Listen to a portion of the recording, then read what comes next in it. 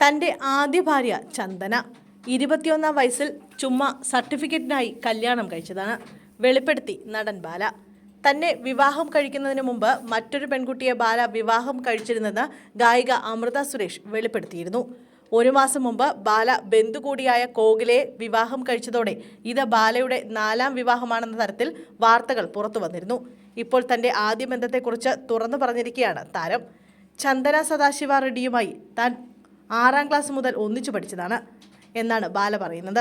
21-ാം വയസ്സിൽ സർട്ടിഫിക്കറ്റിനായാണ് വിവാഹം കഴിച്ചതെന്നും പിന്നീട് ആ വിവാഹം പിൻവലിച്ചെന്നും താരം കൂട്ടിച്ചേർത്തു. ഇതെല്ലാം അമൃതയോട് താൻ പറഞ്ഞിട്ടുണ്ട്. ചന്ദനയുമായി ഇപ്പോഴും ഫോണിൽ സംസാരിക്കാറുണ്ടെന്നും വിവാദങ്ങളുണ്ടായപ്പോൾ ഇത് പറഞ്ഞത് ഞങ്ങൾ ചിരിച്ചതുമാണ് ബാല പറയുന്നത്. താൻ നിയമപരമായി വിവാഹം കഴിക്കുന്ന 2ാമത്തെ ആളാണ് കോകിലയെന്നും ബാല കൂട്ടിച്ചേർത്തു.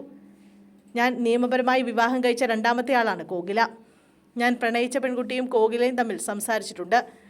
ചന്ദന സദാശിവ റെഡ്ഡി കന്നഡക്കാരിയാണെന്ന് പറയുന്നു. അവൾ എന്നെ വിളിച്ച് ചിരിക്കുകയായിരുന്നു. ഞങ്ങൾ പ്രണയിച്ചിരുന്നു.